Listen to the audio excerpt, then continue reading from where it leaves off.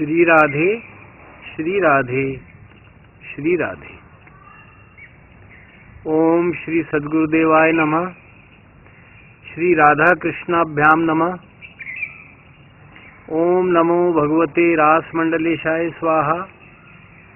ओम तत्सत् ब्रह्मणे नमः। अखंड मंडलाकारं व्याप्तं येन चराचरं तत्पदं दर्शितं येन तस्मै श्री गुरुवे नमः। अज्ञानतिमिरान्धस्य ज्ञानाञ्जनशलाकया चक्षुरुन्मीलितं येन तस्मै श्री गुरुवे नमः। गुरुर्ब्रह्मा गुरुर्विष्णु गुरुर्देवो महेश्वरः गुरु साक्षात् परब्रह्म तस्मै श्री गुरुवे नमः। वंशी विभूषित करान्नव नीरदाभात् पीतांबरादरुण बिंब फलाधरोष्ठात् पूर्णेन्दु सुंदर मुखादरविंद नेत्रात् कृष्णात् परम किमपि तत्त्वमहं न जाने। वसुदेव सुतं देवं कंस चाणूरमर्दनं देवकी परमानंदं कृष्णं वंदे जगद्गुरुं। त्वमेव माता च पिता त्वमेव बन्धुश्च सखा त्वमेव सेव्यश्च गुरुस्त्वमेव त्वमेव सर्वं मम देव देव। मन्मना भव मद्भक्तो मद्याजी मां नमस्कुरु मामे वैश्यसि सत्यं ते प्रतिजाने प्रियोऽसि मे। सर्वधर्मान् परित्यज्य माम् एकं शरणं व्रज अहं त्वा सर्वपापेभ्यो मोक्षयिष्यामि मा शुचः। बहूनां जन्मनामन्ते ज्ञानवान् मां प्रपद्यते वासुदेवः सर्वमिति समात्मा सुदुर्लभः। यो मां पश्यति सर्वत्र सर्वं च मयि पश्यति तस्याहं न प्रणश्यामि स च मे न प्रणश्यति। मत्कर्म कृन् मत्परमो मद्भक्तः संगवर्जितः निर्वैरः सर्वभूतेषु यः समामेति पाण्डव। अनन्यचेताः सततं यो मां स्मरति नित्यशः तस्याहं सुलभः पार्थ नित्ययुक्तस्य योगिनः। हरि ओम तत्सत् हरि ओम तत्सत् हरि ओम तत्सत्। आज 48वां भाग है। इसका विषय है क्षमाशीलता। क्षमा जिसे शांति भी कहते हैं।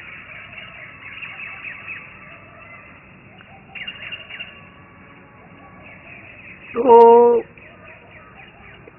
इन दिनों ऐसे सद्गुणों की चर्चा चल रही है जो भक्त में होने ही चाहिए, और ये पैमाना भी है। अगर ये गुण किसी में ना हो तो भक्त नहीं कहा जा सकता। अब अपने मन में तो हर कोई कुछ भी सोच सकता है, और भक्ति जैसे जैसे आगे बढ़ती है ये स्वयमेव प्रवेश करते हैं। लेकिन कई बार ये इतने बलवान होते हैं दुर्गुण कि साधक को विशेष परिश्रम से भी हटाना पड़ता है। और अगर भगवान के चरणों की ही ओट ली है तो उसे कातर पुकार लगानी चाहिए कि मेरे दुर्गुणों को हटाइए, जिससे आपका प्राकट्य हो जाए हृदय में। जब तक इनका वास रहेगा तब तक भगवान नहीं आएंगे। तो इसमें बहुत महत्वपूर्ण क्षमाशीलता है। हमें हर कीमत पर हरेक प्राणी को क्षमा कर देना चाहिए। क्षमा नहीं करेंगे चाहे उसका कितना भी घोर अपराध हो, साधक को तो क्षमा ही करना है, क्योंकि अगर क्षमा न किया गया तो उसी की बातें चक्कर काटेंगी, उसका व्यवहार चक्कर काटेगा। भगवान आ नहीं सकते। भगवान का एक ही नियम है, मैं बिल्कुल खाली स्थान पर आता हूं जहां तनिक भी कुछ भी न रह जाए मेरे सिवा, तब फिर मेरी पूर्ण प्राप्ति होती है। ये अटल सिद्धांत है। कुछ भी रहेगा तो भगवान नहीं आएंगे, कुछ भी नहीं रहेगा तो भगवान तो है ही है। वो प्रकट हो जाएंगे। तो हमारे अंदर इतना कचरा भरा हुआ है इतना विष भरा हुआ है कि अब वो जब तक हटेगा नहीं तब तक तो प्राप्ति बहुत ही मुश्किल है। अब मैंने बताया कि संत तो क्षण मात्र में भी ऐसा कर सकते हैं, भगवान कुछ भी कर सकते हैं। वो तो जब आएंगे तो कचरा तो कहीं ठिकाना ही नहीं लगेगा उसका। लेकिन तब तक हमें भारी व्याकुलता रखनी है, आर्तनाद करना है भगवान से कि हमारे दुर्गुणों को दूर करो, तो क्षमा करना है। और अगर इतनी बड़ी भारी भक्ति हो, पराभक्ति जिसको कहा जाता है, तब तो फिर ये हो जाता है कि भाई जब मैं करता नहीं हूँ, जब मैं भोगता नहीं हूँ, जब करने वाले और करवाने वाले, भुगतवाने वाले सब कुछ भगवान ही हैं, तो वो क्षमा करेंगे। लेकिन उनसे भी विनती करे कि भाई दुष्टों को भी क्षमा कर। बहुत सुंदर उदाहरण है, संत मंसूर हुए हैं जो अनल हक कहते थे। अनल हक का अर्थ है अहम ब्रह्मास्मि। तो संत भारत से बाहर भी हुए हैं, सभी मतांतरों में हुए हैं। तो वो इतने बड़े संत थे कि एक बार खलीफा ने आदेश दे दिया कि भाई ये तो अनल हक कहता है,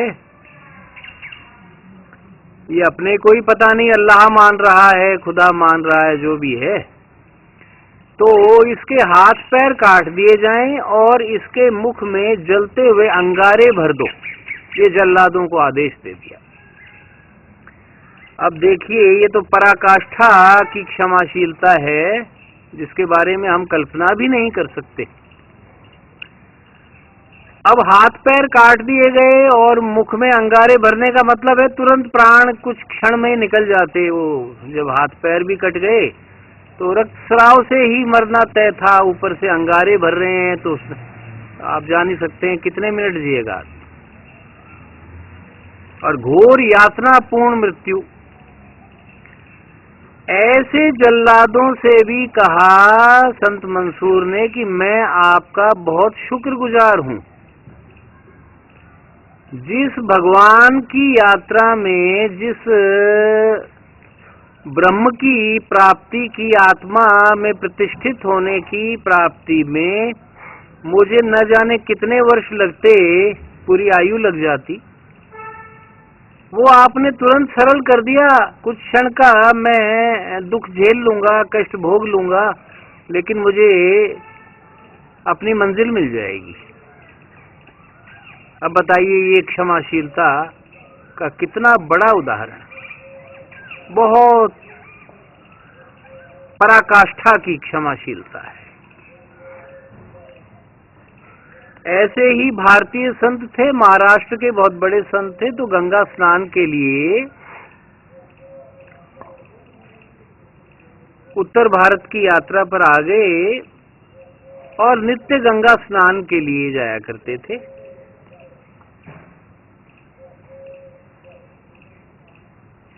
तो एक दुष्ट का मकान आता था, बीच में एक दुष्ट प्राणी रहता था। आप जानते हैं कि स्वभाव से जन्मजात ही दुष्ट होते हैं और अकारण वैरी होते हैं। आप ये मत सोचिए कि किसी कारण से शत्रुता, अब उसकी क्या शत्रुता हो सकती थी। एक हजारों मील दूर से गंगा स्नान के लिए आकर वहां निवास कर रहा है और रोज गंगा स्नान के लिए जा रहा है, तो उससे शत्रुता की उसको क्या आवश्यकता थी।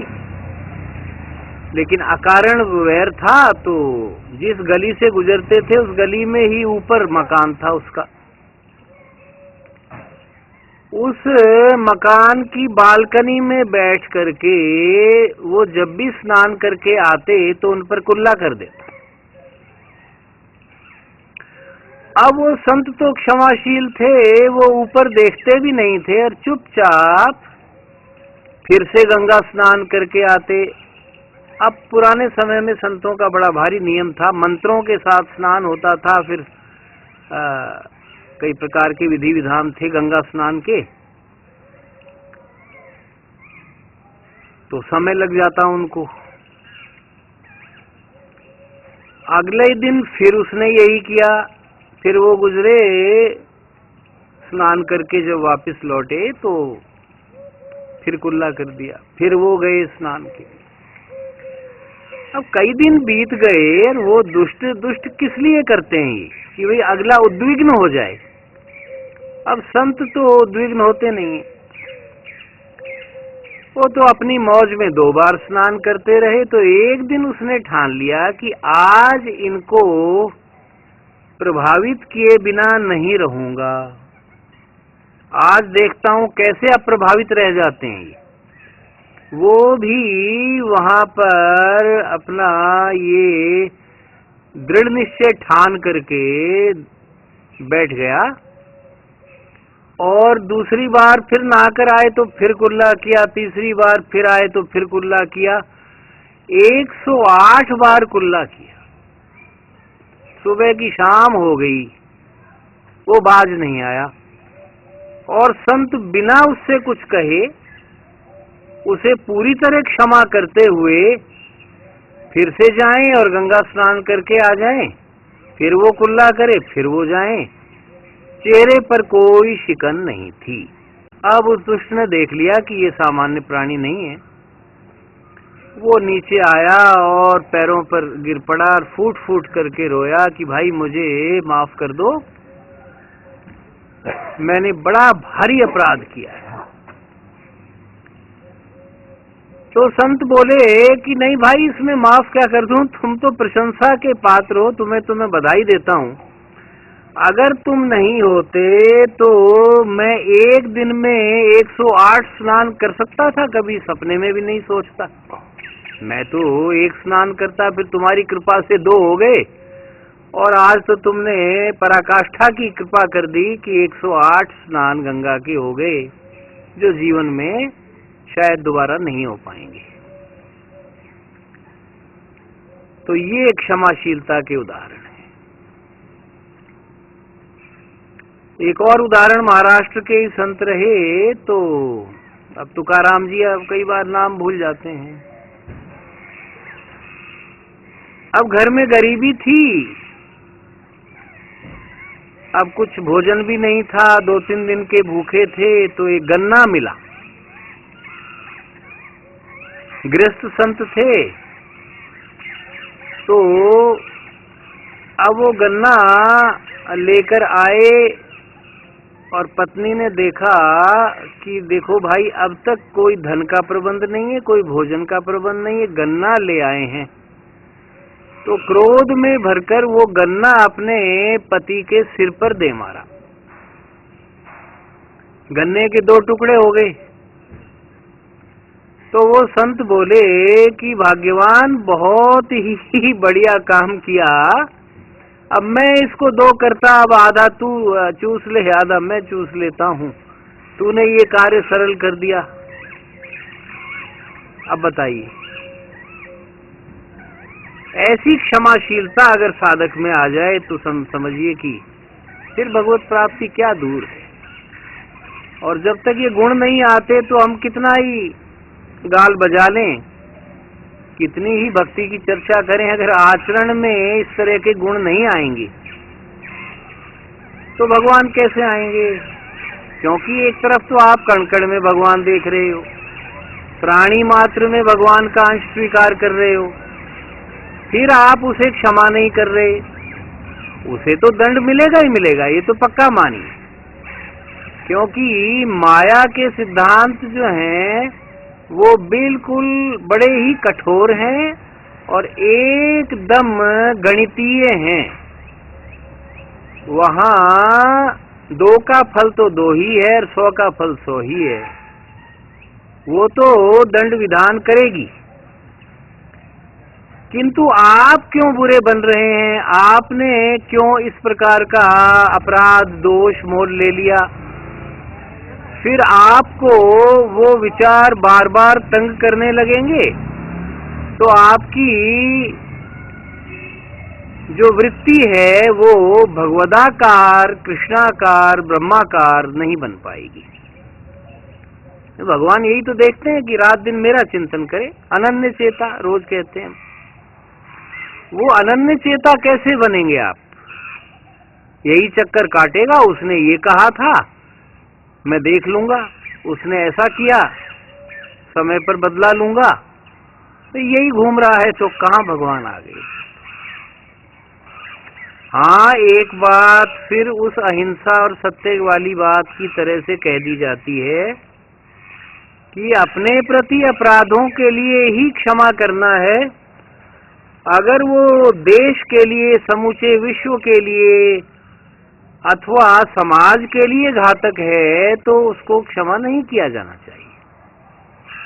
छोटे छोटे शिशुओं की निर्मम हत्या कर रहा है, कंस कर रहा था तो मामा लगता था, लेकिन भगवान ने क्षमा नहीं किया।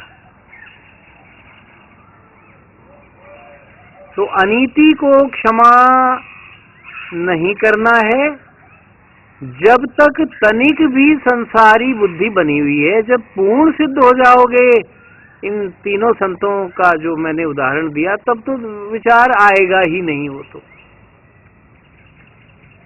तब तो ऐसी स्थिति हो जाती है कि त्यागी है तो त्याग के भाव का भी त्याग हो जाता है कि मैंने कुछ त्याग किया।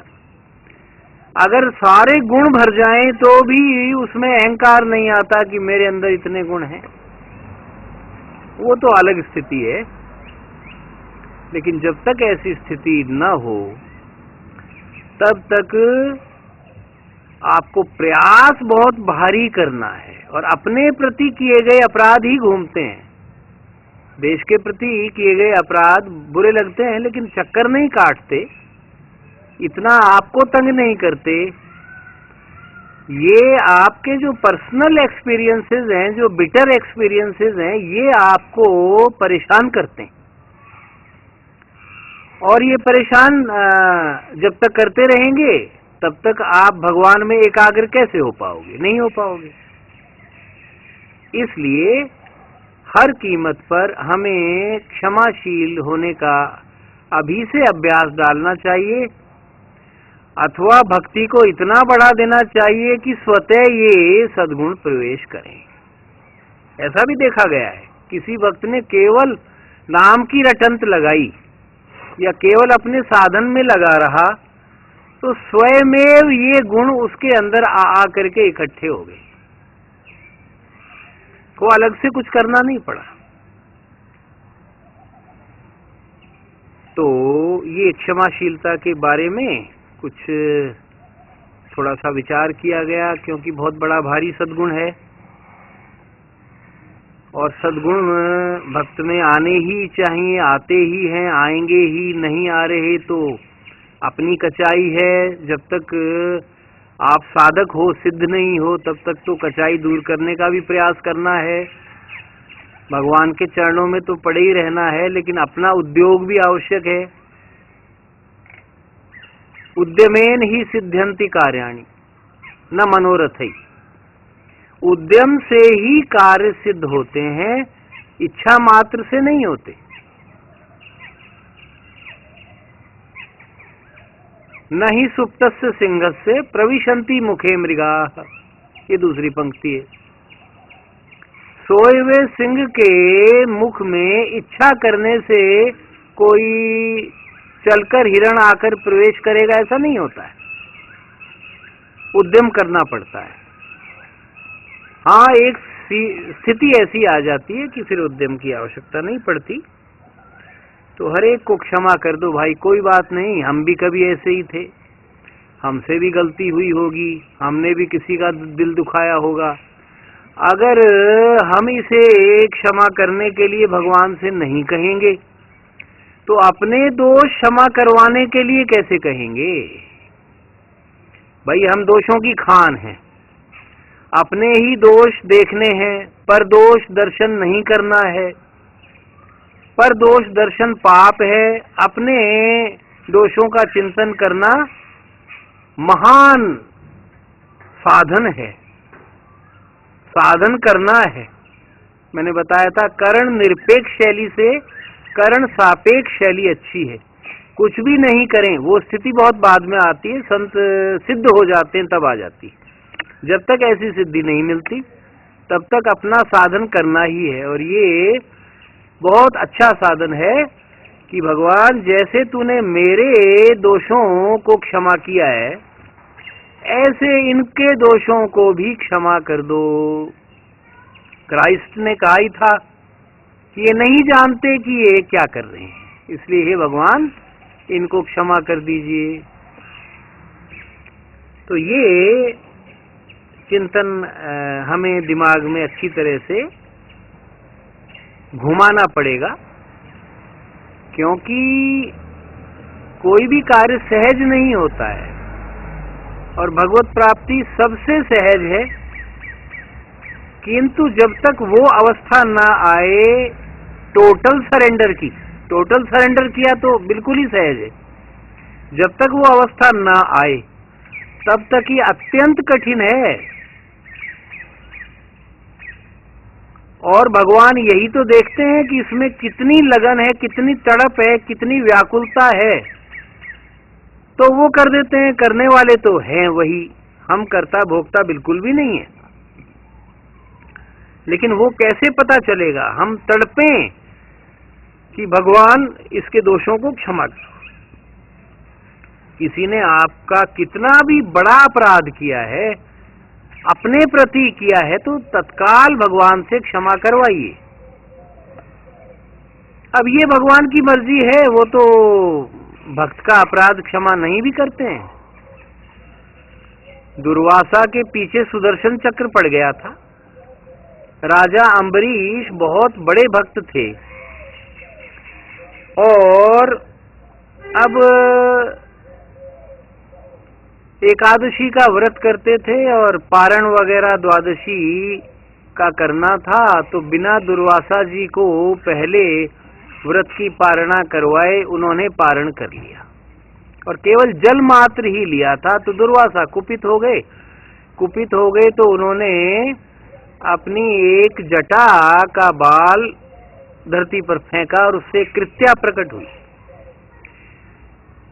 कृत्या अम्बरीश को मारने दौड़ी। भगवान भक्त वत्सल हैं, यद्यपि दुर्वासा भगवान के गुरु भी हैं, लेकिन अब उनका कौन गुरु हो सकता है? वो तो लौकिक बातें हैं। भक्त का अपराध नहीं सहते। अब अम्बरीश का कोई दोष नहीं था, भावना कहीं गलत नहीं थी, और वो उनके अनिष्ट के लिए कृत्या उत्पन्न करके मार रहे थे। तो चक्र से पहले तो कृत्या का नाश किया, फिर चक्र लग गया दुर्वासा के पीछे। अब दुर्वासा चक्कर काटते घूमे तीनों लोकों में, कहीं चक्र ने पीछा करना नहीं छोड़ा। भगवान की शरण में गए। भगवान ने कहा नहीं, मैं क्षमा नहीं कर सकता, मेरा विधान अटल है, भक्त से ही क्षमा मांगो, वो क्षमा कर देगा तो हो जाएगा। क्यों? उसका भक्त का ना अपराध सहता हूं, ना भक्त का वचन टालता हूं। तो वो गए, अम्बरीश से क्षमा मांगी। क्षमा मांगी तो अम्बरीश तो भक्त थे, भक्त तो सभी को क्षमा करता है, तो क्षमाशीलता का बहुत ही ज्वलंत उदाहरण है ये भी। तो अम्बरीश ने कहा भगवान क्षमा मांगने की कहां बात है, कोई बात नहीं। तो तत्काल दुर्वासा के प्राण बच गए, नहीं तो बचते नहीं। तो इन सब का आशय यही है कि जो प्रेमनाद के जितने भी देखने सुनने वाले हैं वो इन बातों से लाभ उठाएं, अपने अंदर क्षमाशीलता भरें, आप प्रसन्न रहोगे। दूसरे के विरुद्ध चिंतन चलता रहेगा, आपका खून जलता रहेगा। चलो भक्ति ना भी करो तो आपका अमूल्य समय उसी के चिंतन में जाएगा, फिर अंत में भी वही चिंतन रहा तो जैसी अंत में मति होती है वैसी गति होती है, फिर आ जाओगे उससे वैर निकालने के लिए। ये सिलसिला नहीं रुकेगा। इसलिए जो मर्जी अपराध किया हो, संत तो ऐसे ऐसे हो गए जिन्होंने अपने हत्यारे तक को क्षमा कर दिया कि भैया कोई बात नहीं, इसने हमारी हत्या का प्रयास किया है और हम जा भी रहे हैं, अब प्राण बचने वाले भी नहीं है, तो भी इसको क्षमा कर। तो इन बातों के साथ में ये विषय आज का पूर्ण होता है। ओम सर्वे भवन्तु सुखिनः, सर्वे सन्तु निरामयाः, सर्वे भद्राणि पश्यन्तु, मां कश्चित् दुःखभाग् भवेत्। ओम शांति शांति शांति। श्री राधे श्री राधे श्री राधे।